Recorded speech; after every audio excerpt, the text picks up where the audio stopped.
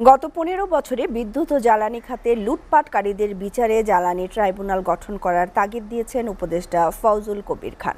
রাজধানীর মতিঝিলে FBCCI মিলনায়তনে জ্বালানি বিষয়ক সেমিনারে তিনি এই তাগিদ দেন। এ সময় সেমিনারে বক্তারা বলেন, দেশে জ্বালানি সংকট ভয়াবহ আকার ধারণ করেছে। সংকট নিরসন না হলে বিনিয়োগ বাড়বে না। আর জ্বালানি বিশেষজ্ঞরা মনে করেন, এখনই নবায়নযোগ্য কিংবা বিকল্প জ্বালানি নির্ভরতা বাড়ানো না গেলে ২০৩১ সালের মধ্যে বিদ্যমান গ্যাস শেষ হয়ে যাবে। সাজ্জাদ জাহানের প্রতিবেদন।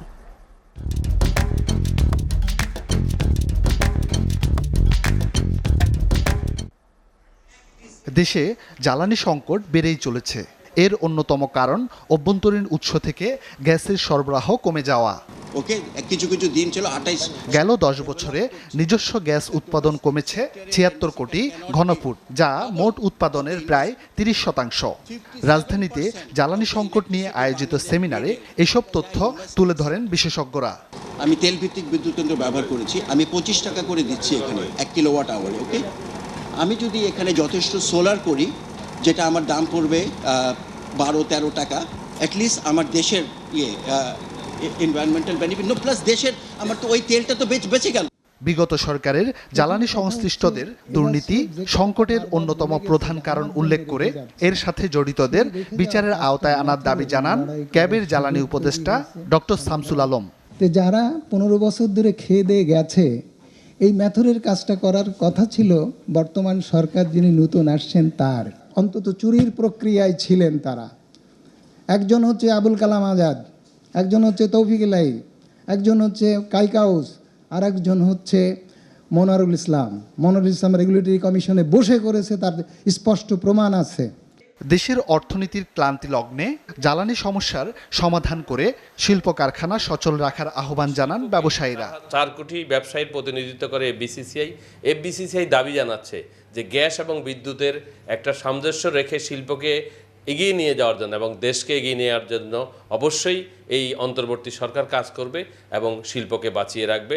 শিল্প বাঁচলে দেশ বাঁচবে, দেশ বাঁচলে ৪ কোটি মানুষ ব্যবসায়ী তারা উপকৃত হবে। গৃহস্থালী গ্রাহকরা প্রায় অভিযোগ করেন যে আমরা গ্যাস পাই না, অথচ গৃহস্থালীতে আমার টোটাল গ্যাস ডিস্ট্রিবিউশনের 11% যাচ্ছে।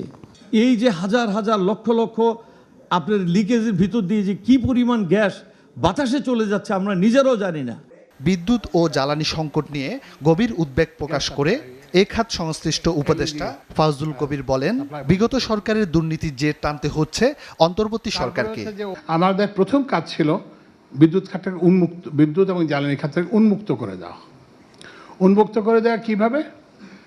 যে আগে ওই যে বললাম যে নেগোশিয়েট করে বিদ্যুৎ প্রকল্প, গ্যাস প্রকল্প দেওয়া যেত। তো আমরা বলছি যে না, এখন আর আমরা এইসব আলাপ আলোচনার মাধ্যমে কোনো কিছু করব না।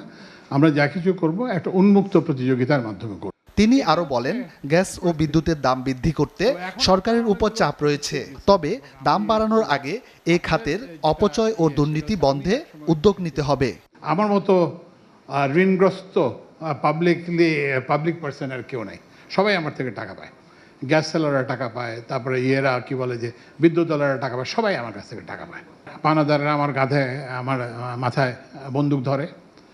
আবার আরেক দিক থেকে চাপ আছে, সেটা হচ্ছে যে বিদ্যুতের দাম বাড়ান, গ্যাসের দাম বাড়ান। আমি তো ইট উইল বি ইমমরাল।